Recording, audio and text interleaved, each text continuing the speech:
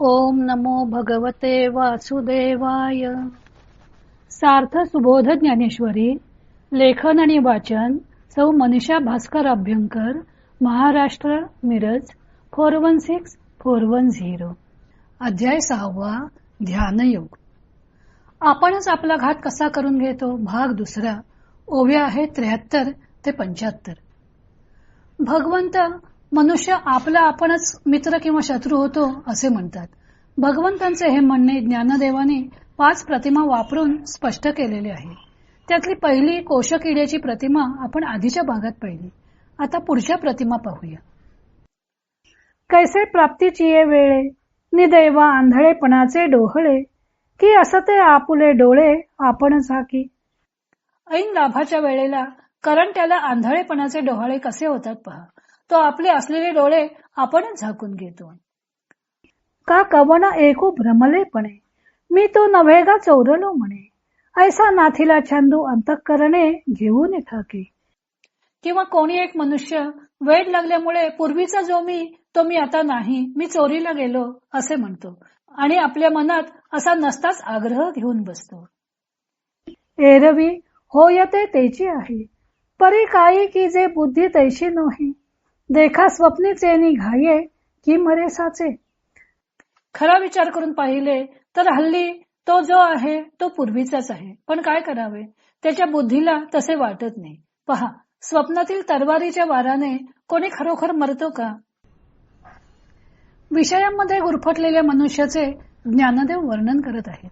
त्यासाठी त्यांनी एकूण 5 प्रतिमा वापरल्या.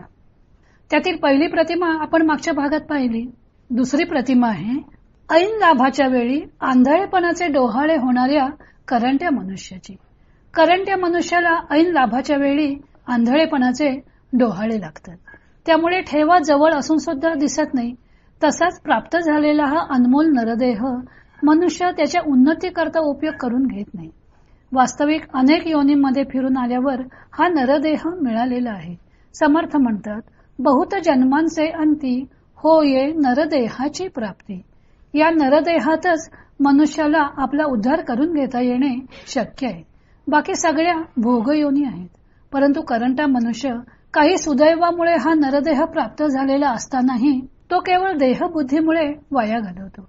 स्वर्गातील देवांना सुद्धा मुक्ती मिळवायची असेल तर मानव देह धारण करावा लागतो.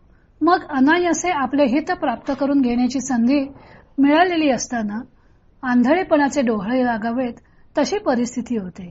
समर्थाने म्हटलं आहे, बहुत जन्मांचे सेवटी जेणे चुके अटाटी, तो हा नरदेह भेटी करी भगवंती.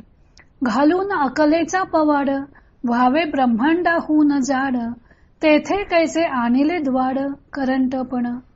देहबुद्धीने बांधला तो विवेके मोकळा केला, देहातीत होता पावला मोक्षपद. देहबुद्धी केली बळकट आणि ब्रह्म पाहो गेला धीट, तो दृश्याने रोधिली वाट परब्रह्माची. ज्ञानदेवाने वेड्या मनुष्याची तिसरी प्रतिमा वापरलेली आहे. वेडा मनुष्य मी चोरीला गेलो असे म्हणतो. ही तो आपल्या मनाची खोटीच समजूत करून घेतो. वास्तविक जो पूर्वीचा होता तोच तो आहे, पण त्याच्या बुद्धीला ते पटत नाही. तसेच मनुष्य वास्तविक आत्मस्वरूप असून सुद्धा देहरूप मानू लागतो, ते केवळ भ्रमामुळे. स्वप्नात शस्त्रांचा घाव देहावर झाला तर त्या घावाने कोणी खरंच मरेल का. तसेच मी म्हणजे देह आहे हे जणू स्वप्न आहे आणि त्या स्वप्नातून जागे व्हायला हवे, तरच देहबुद्धी सुटेल. तेव्हा आपले कल्याण करून घ्यायचे असेल तर मनुष्याने देहबुद्धी सोडली पाहिजे. पुढे ज्ञानदेव 5वी पोपटाची प्रतिमा वापरणार आहेत. तो भाग आपण उद्या पाहू.